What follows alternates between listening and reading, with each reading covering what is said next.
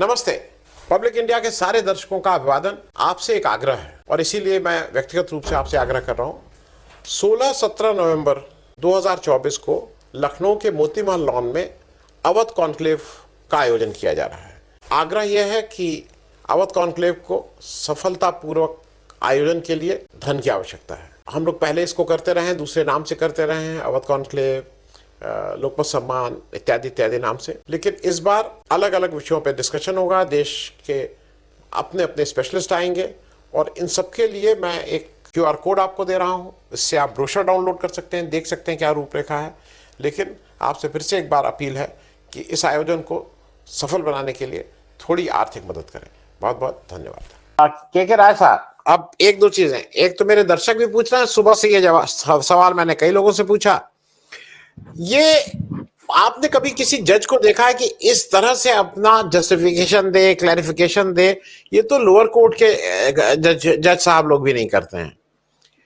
जब वो ये कहते हैं कि मैंने A to Z सबको साथ न्याय किया, मैंने अर्णब गोस्वामी से लेके जफर तक की बात करते हैं, इन तक को बेल दी, तो मेरे दर्शक पूछ रहे हैं कि बीच में उनकी जो अल्फाबेट है उसमें U अक्षर भूल गए थे क्या? उमर खालिद वहां बैठा हुआ, उसको भूल गए थे? शरजुल इमाम को भूल गए थे? SU ये सब शब्द भूल गए थे? तो एक तो मैं इस पे कहूंगा कि आप सिलेक्टिव नहीं हो सकते हैं, क्योंकि उन्होंने ये भी दस्तावेज दिए और मैं इस पे जरा आपसे समझना चाहूंगा। उन्होंने कहा कि 21,000 bail cases were filed at the apex court, जो इनके अपने इनके समय में, जिसमें से 21,358 बेल केसेस को डिस्पोज ऑफ किया गया। मैं थोड़ा ये राय साहब जो ओवरऑल है उस पर भी एक वक्तव्य दीजिएगा, जिस तरह से सफाई देते घूम रहे हैं। दूसरी बात, क्या सुप्रीम कोर्ट का काम बेल देना है या सुप्रीम कोर्ट का काम कॉन्स्टिट्यूशनल मैटर जिन सबको वो करना है? सुप्रीम कोर्ट का काम नीचे की जो अदालतें हैं वो सुचारू रूप से अपना काम करें, अपना कॉन्स्टिट्यूशनल दायित्व निभाएं, वो है। बेल देना काम अगर लोअर कोर्ट का है, जो आप खुद कह रहे हैं कि वो नहीं कर पाए, तो ये आपने क्यों नहीं कराया? आप 2 साल तक कर क्या रहे थे? अगर उस पद पे बैठा हुआ व्यक्ति नहीं कर पा रहा है तो इसको तो कहीं और होता तो उसकी तनख्वाह नहीं दी जाती भाई, ये माना जाता कि व्यक्ति योग्य नहीं है इस काम को करने लायक। आपके नीचे बैठा हुआ ट्रायल कोर्ट की एक जज साहिबा आपके रेफरेंस से बेल दे रही हैं और हाई कोर्ट के जज साहब उसको टर्न डाउन कर रहे हैं, तो आप क्यों नहीं बोले? आप क्यों नहीं खड़े हुए उस ट्रायल कोर्ट की, उस लोअर जुडिशरी के जज के पक्ष में जिसने अपने विवेक से काम किया था? आप तब चुपचाप सन्नाटा खींच गए थे। तो जरा मैं ये भी समझ लूं कि A to Z की जब ये बात करते हैं तो ये इनके मन का गिल्ट है कि ये किस बात की इतनी सफाई दे रहे हैं। और एक चीज अभी तक नहीं बताए, मोदी जी इनके बुलावे पे यहाँ आए थे या मोदी जी जबरदस्ती के मेहमान इनके यहाँ हो गए थे? वो भी अब जब इतनी सफाई दे रहे हैं तो इसकी सफाई भी अगर दे देंगे तो अच्छा होगा। नहीं तो ये सवाल तो अब आपसे जब तक आप रहेंगे तब तक ये पूछा जाएगा कि आप क्या वो खुद आए थे कि आप उनको बुलाए थे? राय साहब, और ओवरऑल जो आपका ओपिनियन है ऑन दिस?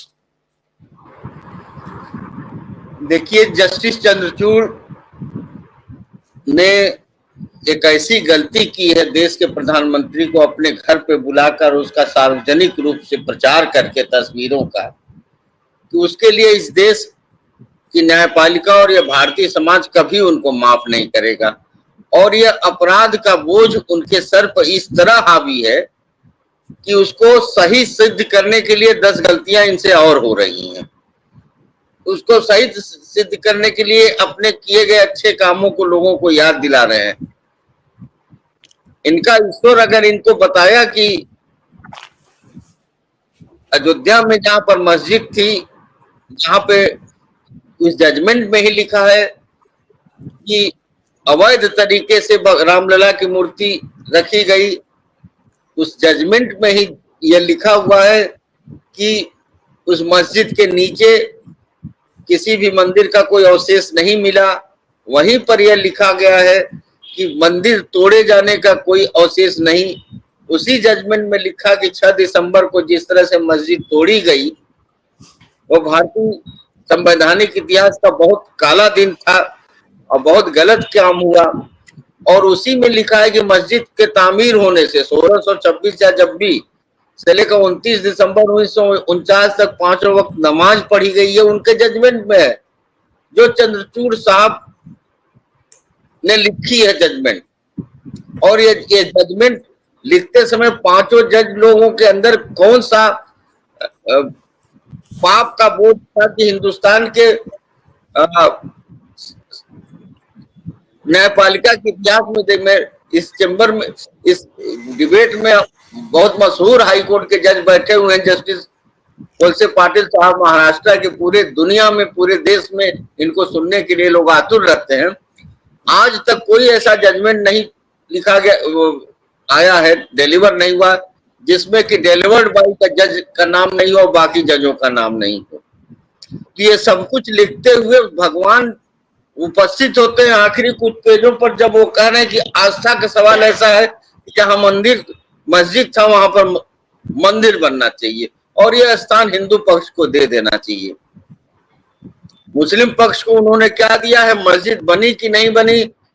मुस्लिम पक्ष ने कहा कि हम सिर्फ मस्जिद नहीं बनाएंगे, उसमें अस्पताल बनाएंगे, वाचनालय बनाएंगे, पुस्तकालय बनाएंगे, यतीम खाना बनाएंगे और गरीबों के मुफ्त खाना खाने का इंतजाम करेंगे। हो पाया कि नहीं हो पाया, इसकी कोई चिंता इनको नहीं है। उनकी वो बड़प्पन में कह रहे हैं कि उस बदनाम बंबई के पत्रकार को उन्होंने बेल दे दिया, तो उस ईश्वर से इन्होंने क्यों नहीं पूछा कि उमर खालिद के बारे में भी कुछ आदेश दीजिए। 4 साल हो गया, उसके खिलाफ एक चार्जशीट नहीं दाखिल, उसका ट्रायल नहीं शुरू है। 7000 पेज का उसके चार्जशीट में कोर्ट एक भी पन्ना ऐसा नहीं पढ़ सकते जिसमें उमर खालिद के खिलाफ कोई बातें लिखी हो कि उसके वजह से दिल्ली में दंगा हुआ है। अगर इनके ये कह रहे हैं, जो इंडियन एक्सप्रेस के अड्डा में इन्होंने कहा है कि जजों पर विश्वास करना चाहिए, तो इस देश की गरीब जनता से ज्यादा इस देश के न्यायपालिका पे कोई विश्वास नहीं करता। कोई नहीं, दुनिया में न्यायपालिका को इतना सम्मान से शायद नहीं देखा जाता। अभी आप देख रहे हैं बांग्लादेश में छात्र नौजवानों ने सुप्रीम कोर्ट के जजों को जबरन इस्तीफा ले लिया, कहा हमें तुम पर विश्वास नहीं है। हम पाकिस्तान बांग्लादेश में इस तरह की न्यायपालिका नहीं चाहते हैं जो कि एक जालिम सरकार के पक्ष में खड़ी हो, लेकिन हम फिर भी सारे सब कुछ के बावजूद, अभी justice BN Khare former chief justice of India हैं, उन्होंने कहा कि इस देश की सच्चाई है कि जो गरीब है वो अपनी गरीबी के कारण न्यायपालिका के चौखट तक आज भी नहीं पहुंच पा रहा है।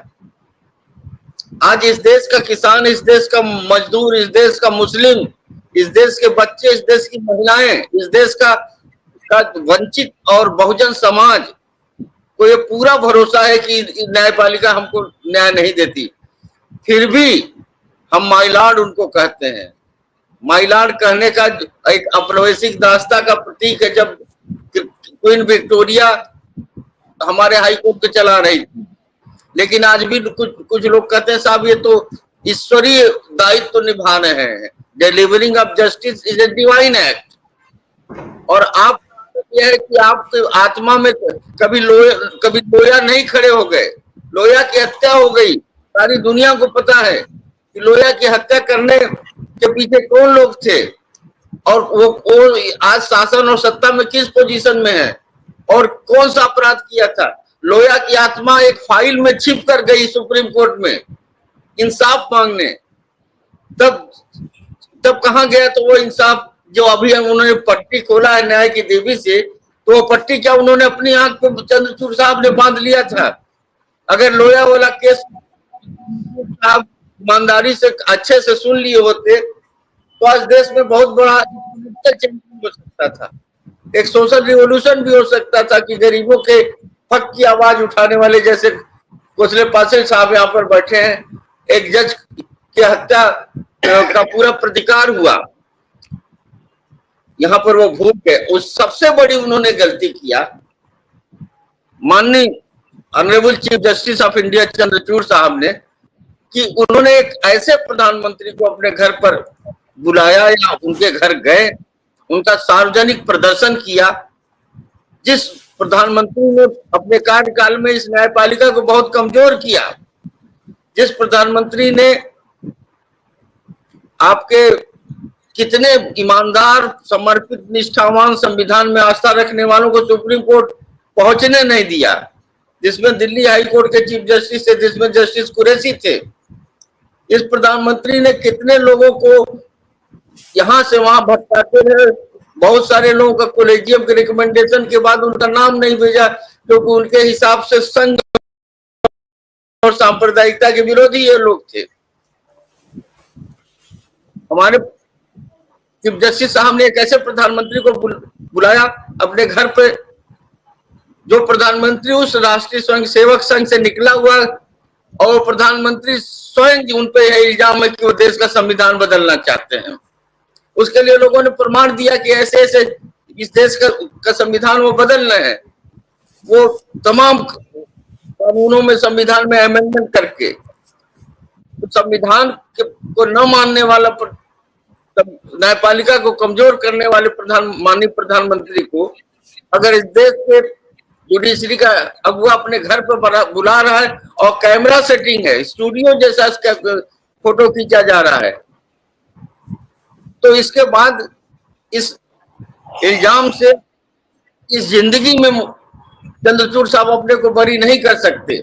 और एक कहावत है पूर्वांचल में कि एक जगह गंदगी साफ करने के चक्कर में अपने शरीर में 10 जगह लोग गंदगी लगा देते हैं।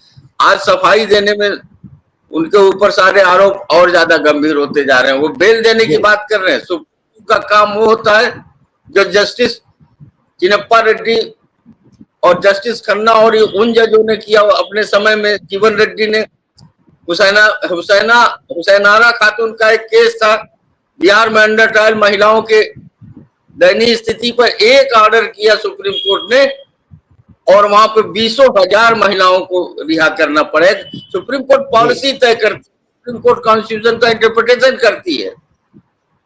और सुप्रीम कोर्ट एक बेल दी, अच्छा ठीक है साहब, आप अर्नब गोस्वामी को तो बेल देंगे ही, कि अर्नब गोस्वामी को बेल देने के लिए किस तरह से, मेरे ख्याल से रात में कोर्ट बैठी या स्पेशल बेंच बनाया गया।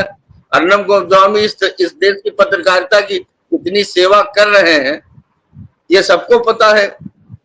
लेकिन आप भीमा कोरेगांव में जो हमारे लेखक हैं, जो हमारे पत्रकार हैं, आपने बर्बर राव के बारे में क्या किया? आपने फादर स्टैन स्वामी को जेल में मरने दिया, और मरने के बाद तक उनके रिहाई पर कोई विचार नहीं था। दिल्ली में दिल्ली दंगे के नाम पर फर्जी शरजील इमाम से वो तमाम लोग आज जेलों में सड़ रहे हैं, उसके लिए सुप्रीम कोर्ट की क्या चिंता है? और वो हजारों आदिवासी, वो हजारों किसान जिनके पास वकील नहीं है, जिनके पास आर्थिक स्थिति नहीं है, जो भारत की जेलों में सड़ रहे हैं, उनके एक मुश्त रिहाई का सवाल देश की न्यायपालिका के सामने पेंडिंग है। उसके बाद क्या? और आपने जो किया, हम नहीं कह रहे कि आपने अच्छे जजमेंट्स नहीं दिए, बिल्कुल बहुत अच्छे जजमेंट दिए। इलाहाबाद हाई कोर्ट में एज चीफ जस्टिस आपको बहुत सम्मान मिला, आपने बहुत अच्छा काम किया। लेकिन आपका यह काम नहीं था कि आप किसी देश के पॉलिटिकल हेड को बुलाकर और उसको बॉडी लैंग्वेज देखिए सर, बीच में माननीय प्रधानमंत्री बैठे और ये लोग कार्यकर्ता की तरह अगल बगल है। मुख्य उस पूजा का काम मोदी जी अपने हाथ में लिए जा रहे हैं। और मुझे शर्म आती है बताने में कि उसके ठीक बाद हरियाणा में चुनाव हो रहा था, मोदी जी ने वो गणेश वंदना का सवाल राजनीतिक मंचों से उठाकर वोट मांगने का भी काम किया है। उन्होंने कहा कि इस देश का एक शहजादा, उसको बड़ी तकलीफ होती है जब मैं गणेश जी की पूजा करता हूं। तब क्या आदरणीय चंद्रचूड़ जी को यह पता नहीं था कि ये गणेश जी का वंदना हमने करवाई है उनको, उसके लिए हरियाणा में वोट मांगा जाएगा और इंडिया अलायंस के सबसे पॉपुलर लीडर पर कटाक्ष किया जाएगा और राहुल गांधी को शहजादा कहेंगे हमारे देश के प्रधानमंत्री। क्या इस इल्जाम से जस्टिस चंद्रचूड़ बरी हो सकते हैं क्या? इस इल्जाम से चंद्रचूड़ साहब बरी हो सकते हैं क्या कि उन्होंने एग्जीक्यूटिव को बाध्य नहीं किया? जो लोग तमाम रिकमेंडेशन लेके जजों का बैठे रहे और साल 10 साल बैठे रहे, और वो बहुत प्रतिभाशाली जज होने वाले नौजवान हाईकोर्ट के जज के देश से बाहर हो। जी जी जी नमस्ते।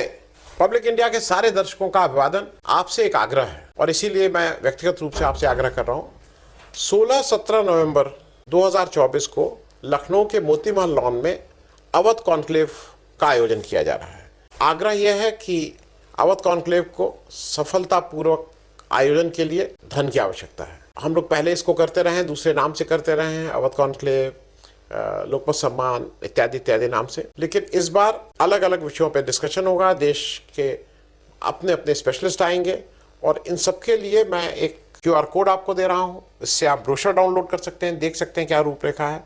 लेकिन आपसे फिर से एक बार अपील है कि इस आयोजन को सफल बनाने के लिए थोड़ी आर्थिक मदद करें। बहुत बहुत धन्यवाद।